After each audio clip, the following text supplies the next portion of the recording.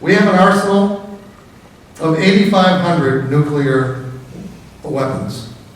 That's enough to incinerate the world many times over. Now, how many times do we have to exterminate the planet that requires us to have all those weapons?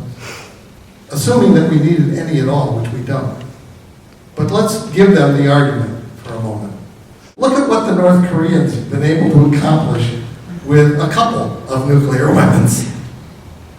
They've kept us at bay for decades, right? Why do we want to stop the Iranians?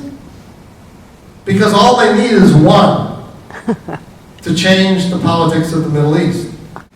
We don't need 8,500 to show we're badasses.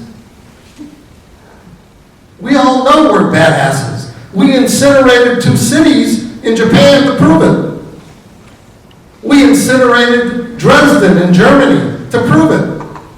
Those were war crimes for which nobody was held accountable. They were given medals. So we know we're badasses. We don't need all those nuclear weapons.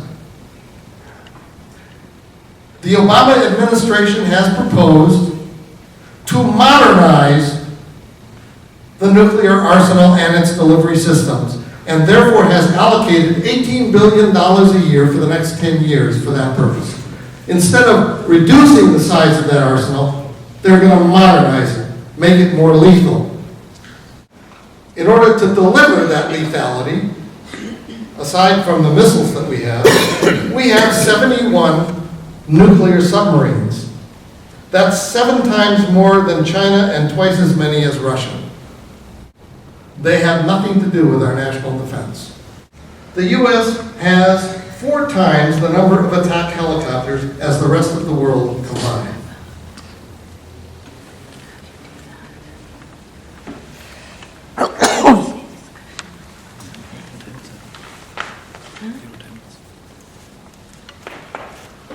I'm going to share with you some numbers, and so that you don't need to write it down or remember it, I made copies.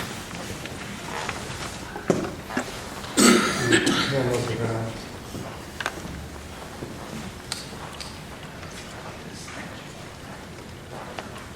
The people of San Francisco,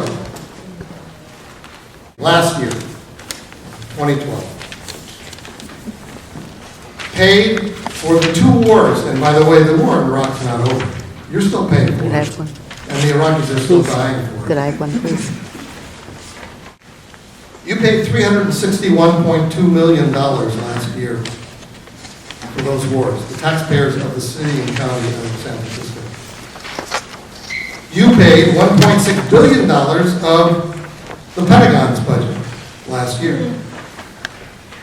You contributed $55.9 million to that nuclear arsenal in the Energy Department.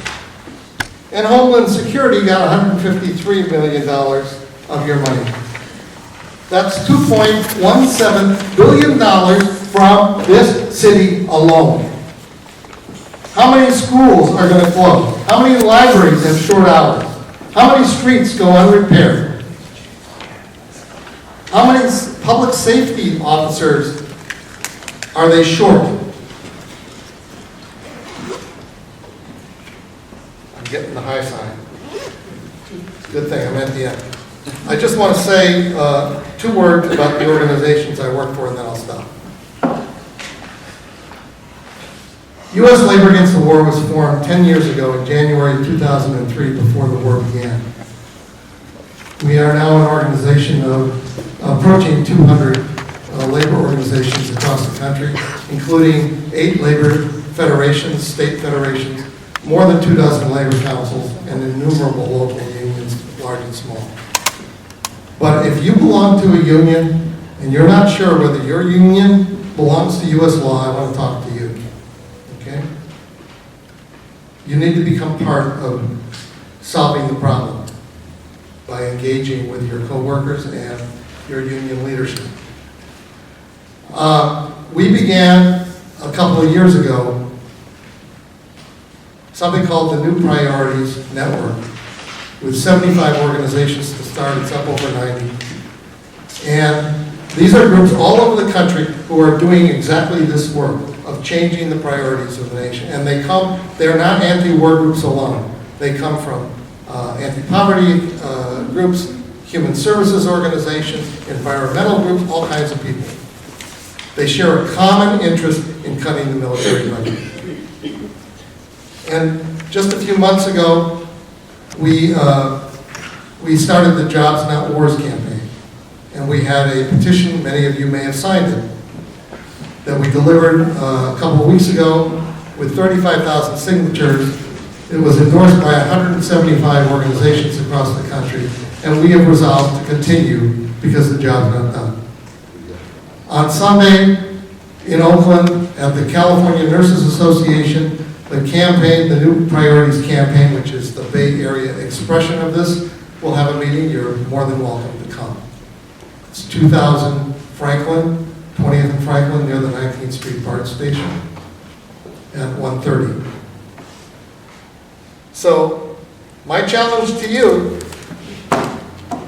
is don't keep this a secret. Start talking to people about it, get them angry, and then channel that anger into something constructive. Thank you.